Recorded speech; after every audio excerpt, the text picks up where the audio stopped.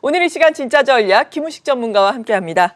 어서 오세요. 네, 안녕하십니까. 네, 이제 다우존스 산업지수 역사상 처음으로 3만 선을 돌파를 했고 코스피도 3천 선에 대한 기대감까지 있지 않겠습니까? 그렇죠. 그 정도로 잘 갈 수 있을까요? 예, 뭐 충분히 가능하지 않을까 하는 생각이 듭니다. 네. 이번 주도 보니까 뭐 3천 얘기 꾸준히 나오는 것 같고. 맞아요. 저도 그 지난주 한 금요일 정도에 무방을 했었는데 그때 그 타이틀이 3천 시대였어요. 네. 3천과 뭐 3C 그래서 제가 컨셉을 좀 잡아갔었는데 3천 얘기가 이제 본격적으로 지금 나오고 있는 것 같습니다. 충분히 가능하다는 생각도 들고, 왜냐하면 지수가 2천 중반 아래에 있으면 좀 그렇지만은 2천 중반을 넘어서는 정도가 되면, 2천 중반을 넘어서게 되면 아무래도 3천이 보이지 않습니까? 지수가 일단 보이게 되고, 그 기대감도 지금은 좀 충만해 있는 것이 아닌가. 상당히 역사적인 자리에 지금 우리도 와 있다. 다우 지수도 그랬지만 그렇게 보고 있습니다. 제가 또 날인 만큼 이틀 연속 그 신기록을 우리 거래소도 경신을 했지 않습니까? 해서 월봉 차트를, 코스피 월봉 차트를 좀 보여드리겠는데, 감개무량한 차트죠. 여기 보시면은 그 우리 처음으로 1000포인트를 갔던 게 1989년입니다. 1986년부터 1988년 사이에 그때 88 올림픽도 있었고, 그때 삼저 시대라고 해서 일본의 프라자 합의 이후에 삼저 시대, 삼저 호황으로 인해서 우리가 굉장히 좋을 때였거든요.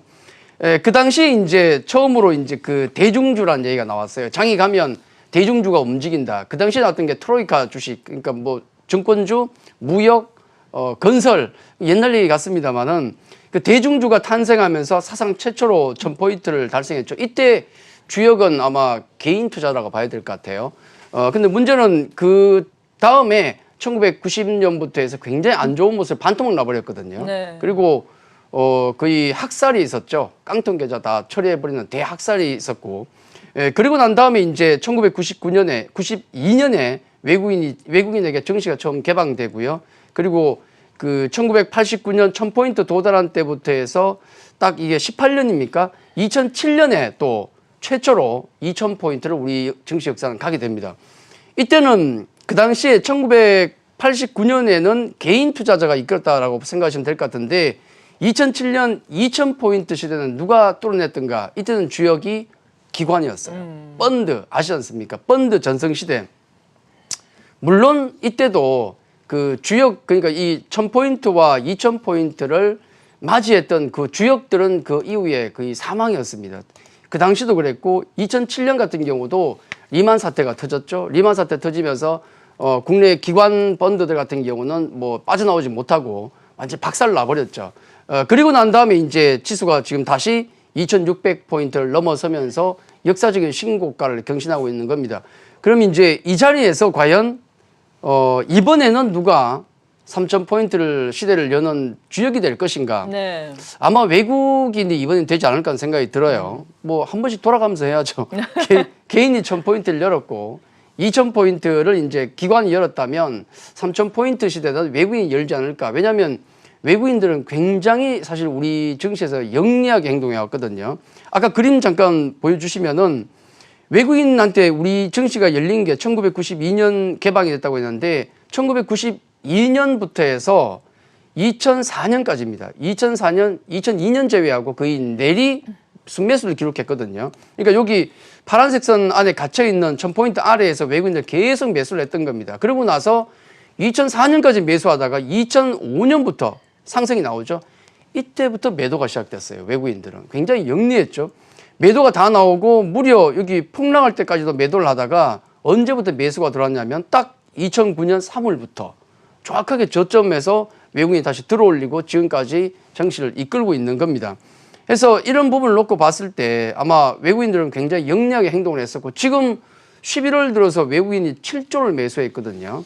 이게 다가 아닐 수 있겠다는 생각이 듭니다. 외국인이 살 때는 또 이유가 있었으니까. 그리고 우리가 제일 또 궁금해하는 것 중에 하나가 외국인이 지금 7조라는 어마어마한 금액이 들어오고 있는데, 한 영향도 있겠지만 과연 추가적으로 얼마나 더 매수가 들어올 것인가가 초미의 관심사지 않습니까? 그렇죠. 사실 그걸 뭐 누가 알겠습니까? 굉장히 그 뭐 계산도 안 되고 네. 외국인도 한 명이라면 뭐 붙잡고 물어보겠지만 안 되거든요. 우리 쪽에 들어와 있는 법인 포함해서 그냥 5만 개의 외국인이 될 겁니다. 그 정도로 많기 때문에 다양하기 때문에 분석하는 건 굉장히 어려운데 다만 직관적으로 우리가 어려울 땐 직관적으로 보는 게 중요하다는 생각이 듭니다. 여기 코스피와 외국인 수급이라고 그림을 하나 보시면은 아 그럴 수 있겠구나라는 생각 아마 드실 겁니다. 네. 추산은 안 돼요. 얼마나 더 살지는. 근데 여기 보시면 우리가 흔히 지금 우리 시장을 그 얘기하는 게 화두 중에 하나가 정상화지 않습니까? 잘못된 부분을 정상화시키고 있잖아요. 외국인 수급도 똑같은 개념으로 보자는 거죠. 그러면 지난 3월 코로나 폭락할 때 외국인 굉장히 많이 팔았거든요. 여기 빨간색이 외국인인데 여기 계속 매도입니다. 매도. 지금까지 매도하다가 11월 들어서 돌아섰거든요. 살짝. 보시면 이 매도 규모가 얼마냐면 27조예요.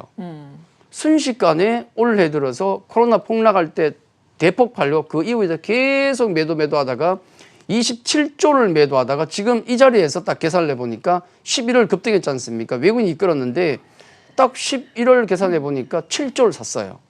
그럼 계산상으로 판 게 얼마입니까? 27조죠? 아니 팔 때는 왜 27조 팔고 겨우 7조밖에 안 샀거든요. 그러니까 앞으로 더 들어올 수 있을 그렇죠. 것이다 이런 말씀이신 거예요? 정말 단순하게 봐서 예. 20조가 남아 있는 겁니다. 이건 그냥 정상화라는 관점에서 본 거예요. 사실은 외국인도 아차 했을 겁니다. 왜냐하면 지수가 이렇게까지 오른 자리에서 매수할 생각은 못했을 거예요. 왜냐하면 외국인의 흔히 매매 패턴으로 보면 사실 여기서 들어와 있어야 됐거든요. 그렇죠. 2009년 그때 3월부터 외국인이 매수가 들어오면서 장을 더블 스코어를 만들었는데 저점에서 외국인이 매수가 들어왔다는 거죠. 근데 이번에는 실패했어요.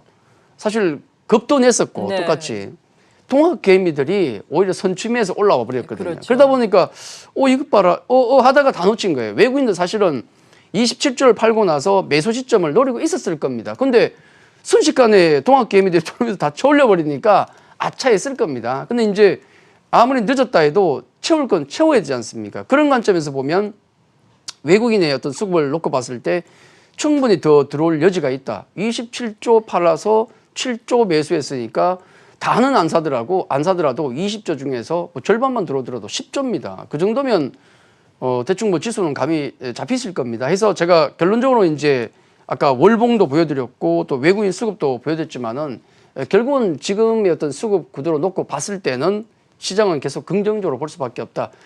조금 오버슈팅한 감도 좀 있지만은 단기적으로는 조정이 나올 수도 있지만은 진짜 3,000포인트를 머릿속에 두고 지금은 가야 될 장이 아닌가. 제가 계속 내년 상반기까지 말씀드리는데 만약에 이제 내년 상반기에 혹시라도 근처까지 간다면 14년 만에 가는 겁니다. 이번에는. 지난번 1,000포인트에서 2,000 갈 때는 18년 걸렸고요.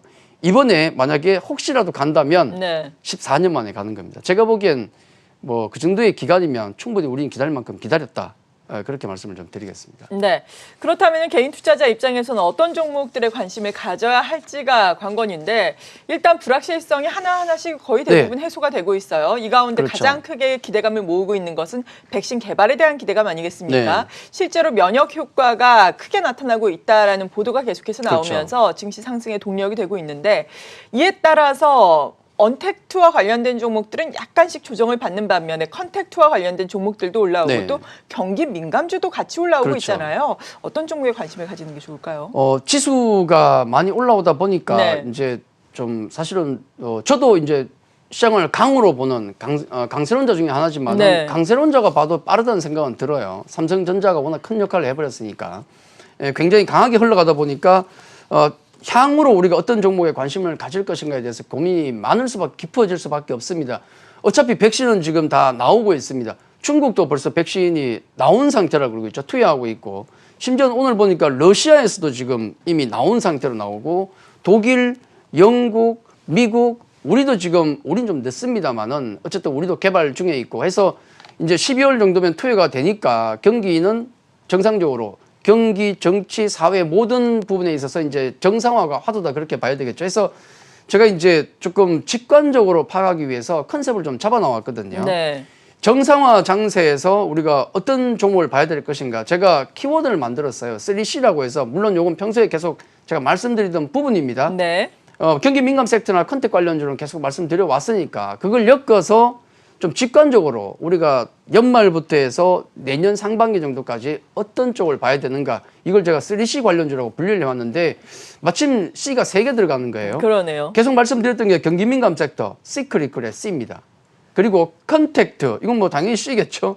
그리고 더 중요한 거 하나 컨센서스. 네, 컨센서스. 그러니까 실적 전망치를 얘기하는 거예요. 컨센서스가 상향되는 종목. 그럼 당연히 실적이 좋아지는 종목이죠. 내년에 어떤 종목이 좋을 것 같습니다라는 그런 종목들. 요 세 개를 엮어서 3C 관련주라고 표현을 했는데 경기민감 섹터는 계속 말씀드렸던 뭐 삼성전자, 포스코, 롯데케미칼 이런 종목에 해당이 돼요. 다만 그건 좀 있습니다. 어떤 거요? 삼성전자가 어제 7만 원 근처까지 갔어요. 네. 예, 물론 그러고 나 좀 밀렸다가 오늘 또 도전을 하겠죠. 근데 차트상으로 볼 때는 단기적으로 삼성전자가 조금 좀 땡길 만큼 땡긴 것 같습니다. 부담스러운 자리죠. 예. 그래서 그 사실 요즘 제가 차트를 이렇게 그림을 좀 그려보니까 네. 차트가 잘 맞아요. 이상하게. 차트가 잘 맞는 장은 제가 생각할 때는 초보분들이 많이 들어와 있는 장이다. 왜냐하면 정직하게 움직이니까. 네. 초보분들이 공부를 굉장히 많이 합니다. 요즘 그 뭐 동학개미 그러는데 그냥 하는 게 아니고 공부를 정말 많이 맞아요. 하시거든요. 예. 그러다 보니까 뭐 차트 관련 책도 보고 펀드멘탈 관련 책도 보는데 차트를 보니까 차트 공부를 해보니까 아 이런 지점에서 팔라고 하더라. 이평선 뭐 이격도 그다음에 또 뭐 골든크로스, 데드크로스 아 이런 지점에서 어떻게 해야 되겠다라는 공부를 많이 하십니다. 네. 그런 분이 많이 공부를 하면 할수록 그런 자리가 잘 맞아요. 그렇죠. 당연하지 네. 않습니까? 우리 그래서 차트를 보는 거거든요.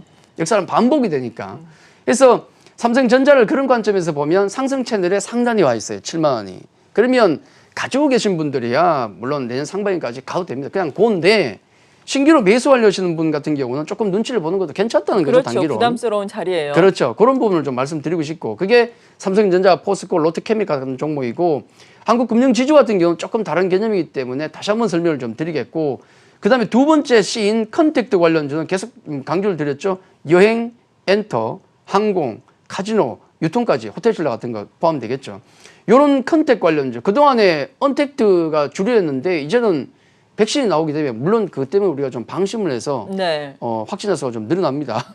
방심을 하시면 안 되고 약이 나올 때까지 끝까지 긴장은 늦추면 안 될 것 같고요. 어쨌든 간에 내년 늦봄에서 여름 정도가 되긴 초여름 정도면은 분명히 큰 변화가 있을 겁니다. 그 관련주들이 바로 여행 엔터, 항공, 카지노, 유통이 되거든요. 그래서 지금 가지고 내년 상반기까지 가보자라고 말씀드리는 게 컨택트 관련주가 되겠고 그다음에 컨센서스 상향 종목이 되겠는데 내년 실적 전망이 좋아지는 종목들이 분명히 있습니다. NC소프트라든지 기아차, LNF 이런 종목들 당연히 늘어날 수밖에 없는 구도거든요. 그렇죠. NC소프트를 제가 뭐 어제 한국 시리즈 NC소프트가 우승했다고 올린 거 절대 아닙니다. 그런 거 아니고요. 신작 게임 대형 신작을 2개나 놔두고 있기 때문에 당연히 올라가는 것이고 기아차, LNF 모두 구조적으로 실적 전망이 증가하고 있습니다. 이런 종목들 외에도 더 많거든요. 그래서 이 3C 관련주에 대해서 내년 상반기까지 집중적으로 찾아보시면 충분히 좀 종목들, 매매할 종목들이 나온다는 말씀 드리겠고 아까 제가 한국금융지주에도 잠깐 말씀드리는 네. 이유 중에 하나가 뭐냐면 요걸 좀 보여드릴게요. 그 거래소 업종별 시총 비중입니다. 거래소 시가총액 전체를 나눠보니까 섹터별로 나누니까 전기전자 섹터가 가장 많죠? 그렇죠. 삼성전자, SK 하이닉스. 그렇죠. 삼성전자, SK 하이닉스가 있으니까. 그 다음에 많이 찾아내는 게 화학업종. 그 다음이 한 서비스 업종. 서비스가 뭐지? 라고 하실 건데 지주회사라든지 네. 인터넷 회사, 게임 회사 다 여기 들어갑니다. 서비스 업종. 그래서 큰 거예요. 그 다음에 조금 이제 뒤로 가면 의약품, 금융, 운수 장비. 운수 장비라 그러면 이거는 이제 그 자동차와 조선 업종이 됩니다. 나머지는 뭐 자글자글하게 미쳐 시총 보면 그러면 외국인이 지금 11월 들어서 7조 정도의 금액을 샀다면은 당연히 전기전자를 가장 많이 샀을 것이고 화학을 많이 샀을 것이고 서비스, 의약품, 금융, 운수장비 순서가 아니겠습니까? 그래서 진짜 뭘 샀는지를 한번 뚜껑을 딱 열어보니까 이런 그림이 나옵니다. 외국인 11월 업종별 순매수예요. 거래소를 위쪽에 보시면은 거래소를 가장 많이 샀죠. 네. 당연히 전체니까 7조를 샀어요. 11월 들어서. 그래서 역시 딱 보시면 2위가 아니죠. 그 거래소 안에 포함된 게 IT 전기전자가 역시나 4조를 샀어요. 그렇죠. 역시 당연하구나. 그다음에 아까 시총 컸던 게 화학업종이죠. 화학업종을 보니까 당연히 많이 샀구나. 2조 정도를 샀습니다. 여기까지는 맞아요. 네. 근데 문제는 그 다음으로 내려가면 그 다음에 서비스 업종 그닥 산 게 없어요. 네, 서비스 업종도 있어야 되고 이거 제약도 있어야 되고 뭐 그다음에 자동차 있어야 되는데 없어요. 네. 많이 샀더라도 한 1, 2천억밖에 안 됩니다. 그렇죠. 다 밑에 깔려 있거든요. 이게 이제 여러 가지 시사하는 면이 있는데 우선 외국인들 가장 먼저 사고 있는 것은 물론 IT와 화학 업종에는 걸출한 스타 종목이 하나 있습니다. 하나씩 삼성전자와 LG화학이라는 네. 스타 종목이 있어요. 그 영향도 있겠지만은 외국인이 먼저 들어오는 것은 일단 시크리컬 경기 민감 섹터에 먼저 들어오고 있다는 겁니다. 다른 쪽도 물론 그렇겠지만 그래서 그쪽이 먼저 들어오기 때문에 이런 상황이 벌어지는 것이고 만약에 외국인 매수가 지금 아까 뭐 한 20조든 뭐 10조든 추가적으로 더 들어온다 그러면은 과연 IT와 화학만 밀어붙여서 가능할 것인가? 나머지 들어올 수밖에 없거든요. 그럼 나머지가 들어올 수밖에 없는 케이스를 생각해 보면은 그 중에 여러 업섹터가 있겠지만은 제가 보기엔 증권업 정도 들어갈 수밖에 없다. 그럼요. 시장이 오르면. 그렇죠. 시장이 예전에는 무조건 시장이 올라가면 무조건 그 증권업종이 올라가는데 요즘은 좀 많이 바뀌긴 했습니다. 네. 조금 뭐 천수답이 아니기 때문에 바뀌긴 했는데 우리 동학개미 분들 덕분에 바뀌어버렸어요. 시장이 움직이면 증권주는 움직여야 되는. 왜냐하면 증권업종 실적 자체가 지금 엄청나게 있죠. 올라가고 있지 예. 않습니까? 이런 부분들이 있기 때문에 아까 말씀드렸던 뭐 한국금융지주라든지 미래에셋 대우라든지 이런 대형 증권사들 같은 경우가 분명히 시장의 영향을 받고 실적 어떤 호재의 영향을 받고 차례대로 올라갈 가능성이 높다. 밑에서 올라온 부분도 있겠지만은 한국금융지주는 지금 옆으로 좀 기고 있는 모양이거든요. 이런 종목들은 또 한 번의 시세를 낼 수 있고 거기다가 다른 그 증권업종 뭐 금융업종 중에서 한국금융지주를 가지고 나온 이유 중에 하나가 뭐냐면 아무래도 또 이슈가 있어야 돼요. 네.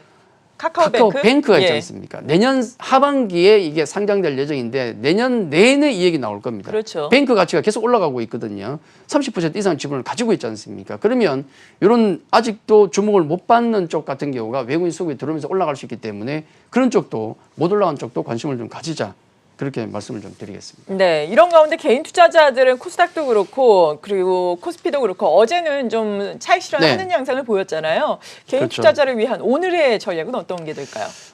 뭐 장이 올라가면 지난 시간에 말씀드렸지만 다 갑니다. 어차피 종목들 다 가고요. 네. 뭐 내 거 가는 것도 있고 안 가는 것도 있고 또 뭐 파신 것도 있겠지만 종목들 다 간다 저는 그렇게 생각하고 있는데 지금 고민이 되는 건 그거예요. 끝까지 안 가는 종목들이 있습니다. 내 거 안 가는 종목들이 있어요. 저는 그럴 때는 차선을 택하라고 저는 그렇게 말씀을 드립니다. 최선은 뭐냐면 지금 상황에서 최선은 삼성전자 갈 때 삼성전자 잘 먹고 나오고 뭐 현대차 갈 때 현대차 먹고 나오고 조선주 갈 때 조선주 먹고 나오고 이게 최선이죠. 따라다니는 그렇죠. 게. 그러면 우리 한 달 만에 재벌될 겁니다. 그거는 물리적으로 힘들어요. 내 자원이 한정되어 있기 때문에. 그렇다면 내게 가고 있다면 문제가 없겠지만 내게 안 가고 있다. 근데 펀더멘탈에 문제가 없다 그러면 차선책을 택해야 됩니다. 내 종목에서 승부를 봐야 돼요. 네. 다만 펀더멘탈 검증만 하면 되겠죠. 만약에 이게 선택이 잘못돼서 최악으로 가버리면 이런 선택이 나옵니다. 차선으로 내 종목을 기다리는 게 아니고 도저히 못 참고 내 걸 팔았어. 가는 종목 잡았어요. 근데 이게 대가리 맞고 빠지고 내 종목 팔았던 게 올라갑니다.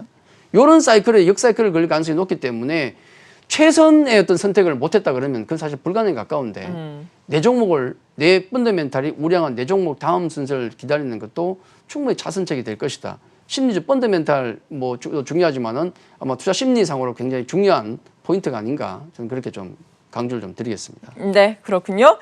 지금까지 김우식 전문가와 진짜 전략 함께했습니다. 함께해 주셔서 감사합니다.